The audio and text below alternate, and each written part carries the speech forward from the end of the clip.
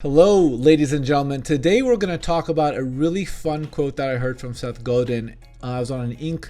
webinar featuring Seth Godin today, and I have a page full of quotes that I'm eventually going to push up to LinkedIn.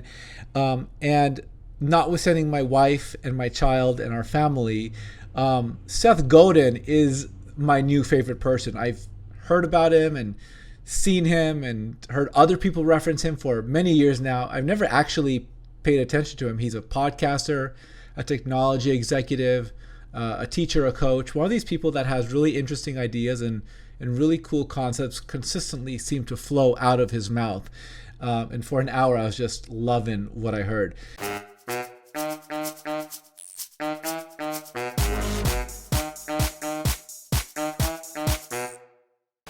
And the quote that I'm going to focus on today is, what people actually want is consistency, not authenticity. The easiest way to be consistent is to do something that comes easy to you and that you do what you love. That feels so good for me. That feels so good because I'm realizing and I'm being told that the work that I do is also my hobby. I like this work. I'm passionate about it. I'm passionate about helping small and mid-sized businesses grow so that they can compete with the largest brands in the world and pay their employees and serve their customers. I'm passionate about working with chief marketing officers to ensure that they get to grow their business. And I'm passionate about working with executives who are looking for any number of motivators to be fulfilled, whether it be a good title, to build some wealth, or to get promoted within their organization. What I love is the fact that I have the ability to impact these three different constituents in a way that is easy for me. And I'm diving into this idea of consistency versus authenticity. And what Seth Godin talks about is the idea of authenticity. And he argues that we are never authentic. The last time we were ever truly authentic was when we were a year old in diapers, full of poopy diapers, and we were screaming for food. That was the last time that we were authentic.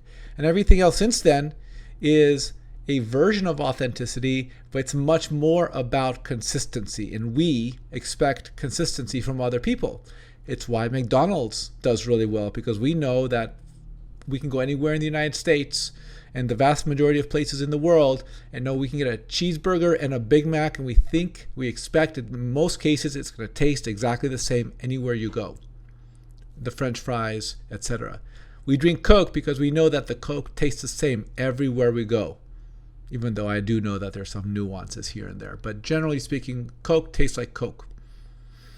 So the consistency principle is what we expect from brands, and it also allows us to be who we are. And I know from experience that it's hard for me to talk about things that I don't know anything about. I can't talk about crypto or building a hotel chain or cooking food, but I can talk about marketing, the parts of marketing that I'm very familiar with. You can wake me up at 2 a.m. and I can talk about it cohesively. In the recession marketing guide that we published, we reference Kim Malik. Kim Malik is one of the founders, the principal founder for Salt and Straw ice cream, started as a cart in Portland, Oregon. And consistent on the idea of consistency, she says strategy builds a brand, a way of making feel certain things related to your business, and then the marketing speaks to those feelings. What's important to me on that is, and how it ties back to consistency, is that the brand is how you make people feel. And it ties back to a quote from Seth Godin today that he also mentioned. Brand is a promise that each of us make. Either you have a brand or you are ignored. So brand is the promise of consistency. And marketing and customer service and consumer touch points are the test of whether or not we are consistent and we live up to those brand principles. And no matter what the brand principles are that we might expound about our business, the brand actually becomes the totality of the experiences that customers have with us. So if customers consistently have bad experiences with McDonald's, you can bet that these people are going to go to Burger King or Wendy's.